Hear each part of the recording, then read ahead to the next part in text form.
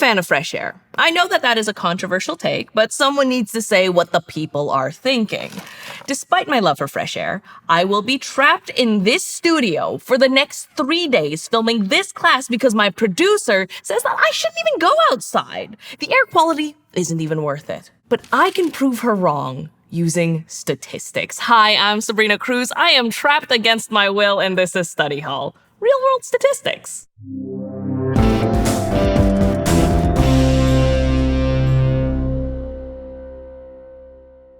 Depending on where you live in the world, it can actually be really easy to tell if the air around you isn't great. For example, in the US, the Environmental Protection Agency collects and shares air quality data throughout the country. That's great news for me because it could bring me closer to proving my point about whatever is happening in this studio.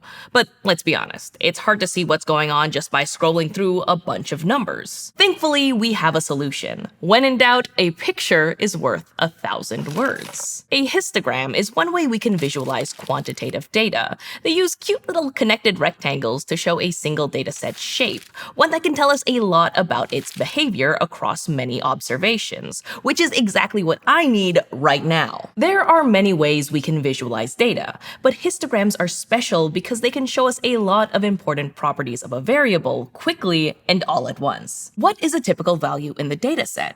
How much do the values wiggle around that typical value? Are there any data points that seem out of the ordinary? Ta-da! A histogram reveals all. And that comes in handy when we're staring down a whole lot of numbers, or just want to win an argument.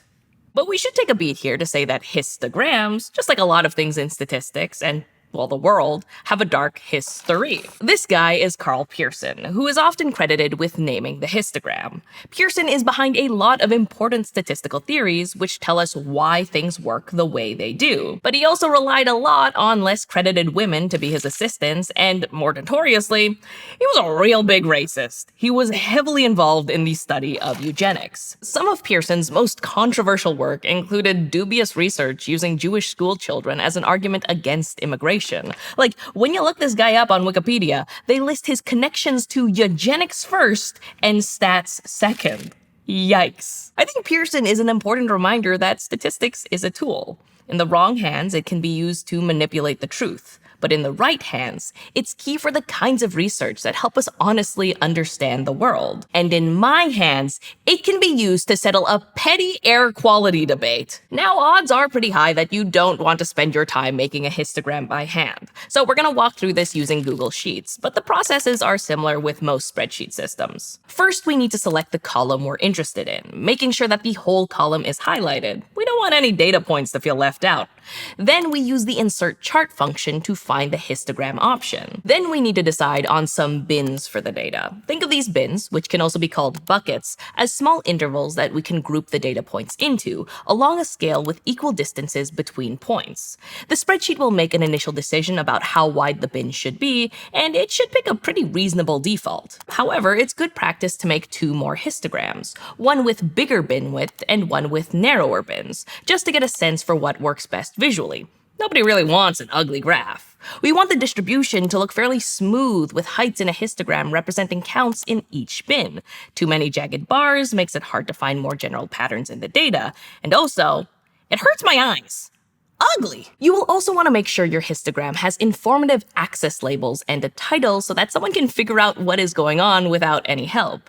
Those features can be customized through whatever system you use. And look at that!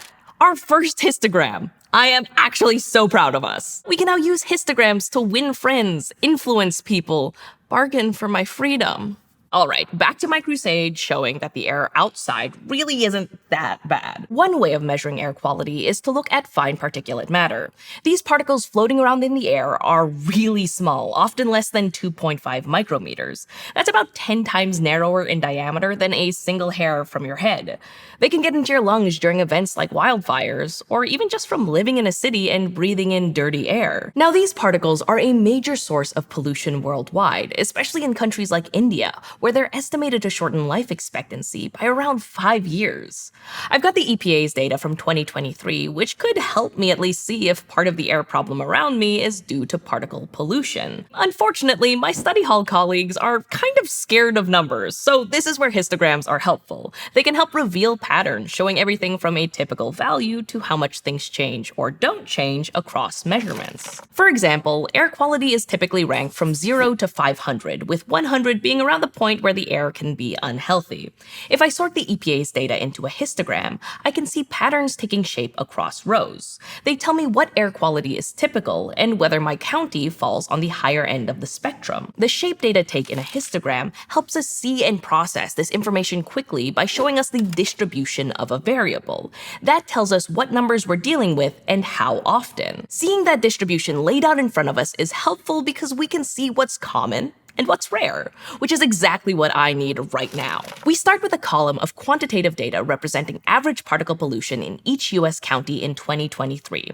The values are all over the place, so the first thing we should do is rearrange them so that they are in order, from least polluted to most polluted. Here we'll make each bin represent 5 units to make things easy as we sort air quality ratings. So we'll start at 0 and have a 0 to 5 bin, a 5 to 10 bin, and so on. Then all we do is put each data point in its appropriate bin, like I do when I'm cleaning my room. So the value 33.1 goes into the 30 to 35 bin. It's the only value in our small dataset that goes into this bin. That's why the height of the bin, represented by a bar, should be 1. Next up, the 40 to 45 bin gets 3 values, 40.4, 41.6, and 42.8. Since 3 data points fall into this bin, the height of this bar should be 3. Now we only have a few data points, so this histogram looks a little weird. But if we sort out all the data for the whole country, we start to get a clearer picture of the distribution. Even without that, we can see some important properties of this distribution appear. For example, the bin with the most data points in it is the one representing average air quality values between 40 and 45.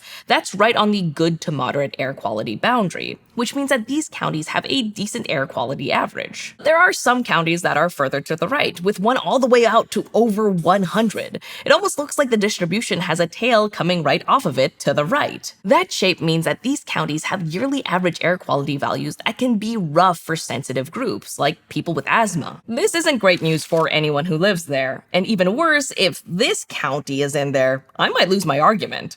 Either way, seeing that information helps us understand what's happening, and that's part of what's so cool about histograms. They're a powerful way to quickly see a variable's shape. Think about it, we learned a lot about air quality just from noticing a few features in the graph earlier, so we can see why these tools are valuable, even if they have an unsavory history. Still, in order to fully benefit from histograms, we need to understand what exactly it is we're really looking at. My producer won't know if I'm right if she doesn't get what she's seeing.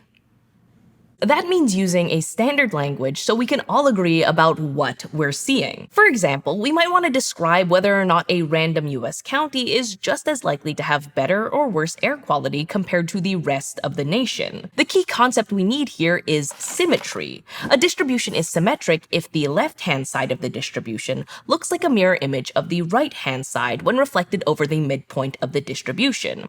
This would mean that a data point would be just as likely to fall above the midpoint as it is to fall below the midpoint. But that's not what we see in our distribution. The right-hand side looks different from the left-hand side. In fact, the right-hand side is more spread out, leading to that right tail we noted earlier.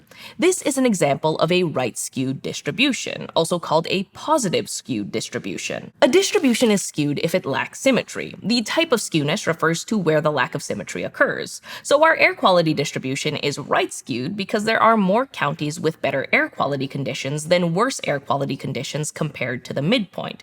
That causes the few counties that do have the more extreme worst air quality conditions to make a tail. But having those extremes tailing off on the right actually affects the mean, pulling it towards that extreme side rather than staying center with the midpoint. This makes sense. Tossing in a few counties with really bad air quality averages, say from extreme events like wildfires, would drag the mean up, even if most of the counties have lower scores. They can make a county's average poor air quality go way up and stretch out the shape of our histogram. But let's say for a second that those counties with really bad air quality averages weren't the exception, but the norm, and only a few little counties had clean, lovely air.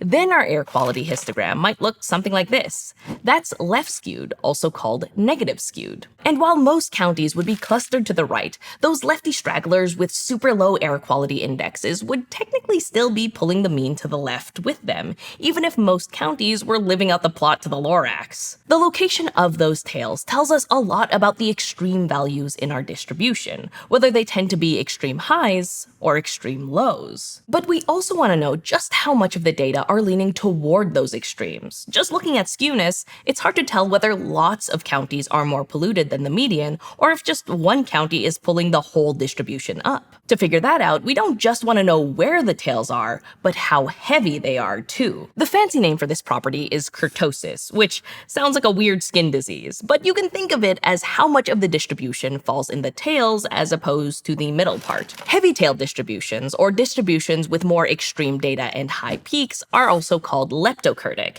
and light-tailed distributions, where data have fewer extremes and are grouped together more across the space, are called platykurtic.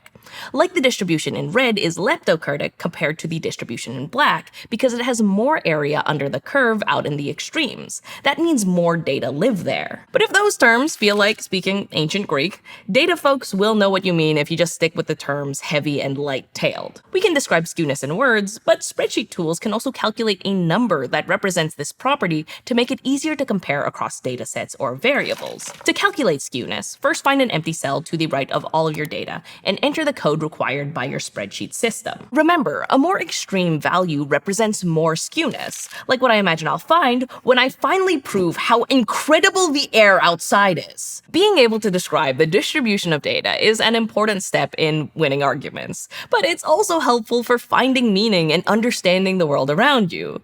But also, mainly winning arguments. Knowing all of this stuff about air quality won't necessarily help me do anything about it. I'm still trapped in this studio.